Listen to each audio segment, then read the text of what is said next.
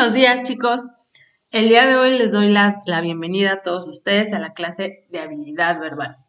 Como ustedes saben, han venido ya trabajando ahorita un poco con habilidad matemática.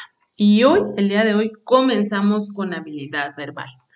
Estas sesiones no son tanto como clases teóricas, ni tampoco son consideradas como asignaturas, ya que no es muy importante que ustedes se sepan definiciones, información explícita o que se aprendan de memoria algunos términos o fórmulas o información. Estas, estas sesiones nos van a permitir desarrollar algunas habilidades que nosotros tenemos, pero que nos hace falta pulir un poco o practicar.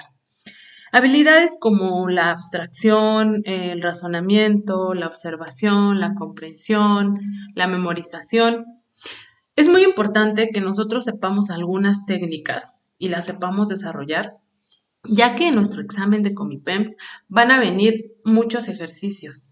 Ejercicios de comprensión lectora y también ejercicios de analogías, de sinónimos y antónimos. El día de hoy nos vamos a centrar en lo que es la comprensión lectora y cómo podemos leer, comprender y al mismo tiempo poder resolver de manera correcta todos los ejercicios que nos pongan en el examen. Bueno, comenzamos. Como paso número 1, es muy importante que antes de que se lea el texto, nosotros leamos primero las preguntas. ¿Por qué? Porque de esa manera nosotros vamos a centrar la atención en la información que nos va a servir para resolver las preguntas. Y vamos a dejar de prestarle un poco de atención a la información que no nos va a servir. Como número 2, es muy importante saber el ritmo. ¿A qué ritmo yo voy a llevar a cabo mi lectura del texto? Nosotros muchas veces nos hemos dado cuenta que cuando nosotros empezamos a leer un poco lento, nuestra cabeza empieza a volar, y empezamos a imaginar cosas y acordarnos de que, híjole, ¿qué estará haciendo mi mamá en este momento en la casa? O cómo me irá en el examen, o qué lugar es este, o le di de comer a mi gato, o tal vez estará sufriendo de hambre en estos momentos. ¿Por qué? Porque el cerebro y la atención no está enfocada en lo que es la lectura. Leemos tan lento que la concentración se disipa. Tampoco es muy conveniente leer muy rápido. Leer muy rápido sin prestarle atención a lo que nosotros estamos leyendo, porque en ese momento lo único que queremos hacer es terminar el texto. ¿Qué pasa cuando nosotros leemos suficientemente rápido con la intención de terminar el texto y punto? No hay comprensión. No sabemos, podemos terminar el texto y no sabemos de qué trató, no sabemos cuál fue la idea principal, cuál fue la intención del autor, o simplemente no comprendemos una gran parte de aquel texto. ¿Qué es lo óptimo? Lo óptimo es la lectura rápida, pero centrándonos en las ideas principales. Es decir, nosotros le vamos a dar una ojeada renglón por renglón, en primer lugar, y vamos a detectar de qué es el texto, de qué trata. En primer lugar, vamos a observar el título del texto. Normalmente el título del texto nos va a dar una idea general de lo que trata, de qué habla.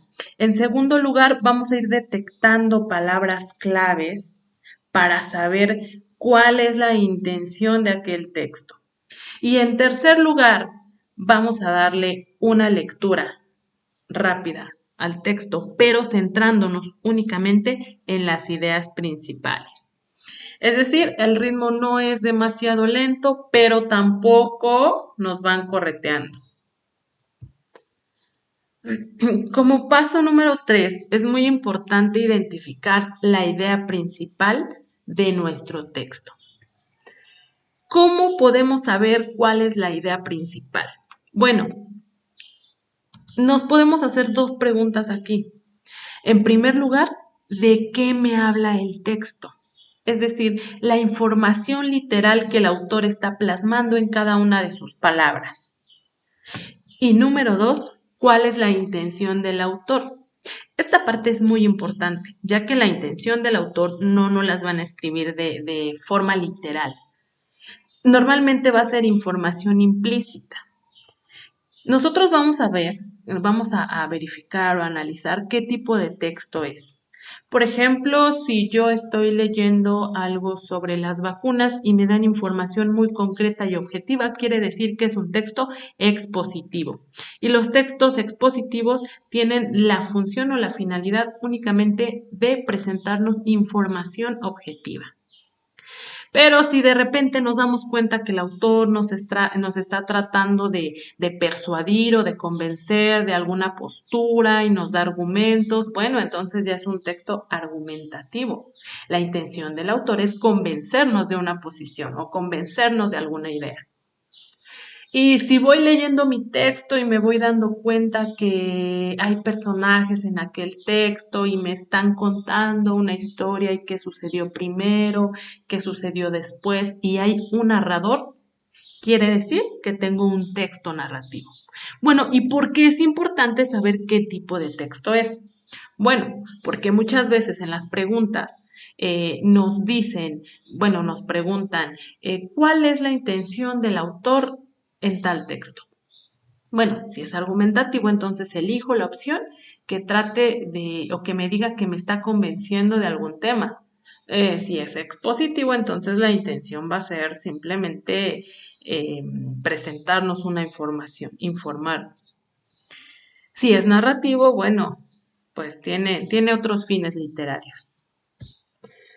Como número 4, debemos saber, porque muchas veces en los ejercicios nos ponen, identifica tal palabra en el texto y escribe lo que significa. Muchas veces nos dejamos guiar por el significado literal de la palabra. Es decir, si nosotros buscamos esa palabra en el diccionario, esa definición es con la que nos vamos a quedar, pero muchas veces no es en sentido literal. Debemos saber el contexto del texto para saber qué significado tiene esa palabra. Por ejemplo, si nos están hablando de la fauna que hay en el mar, de cuántos tipos de animales existen en el Océano Pacífico y nos dicen cuál es el significado de banco. Y en las opciones está institución financiera que se encarga de contabilizar y administrar el dinero.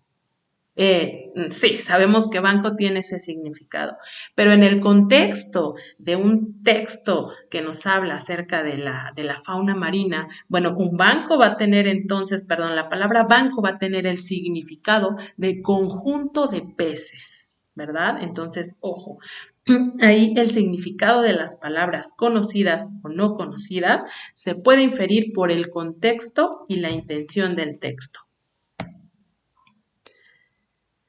También podemos ver muchas veces que encontramos respuestas parecidas.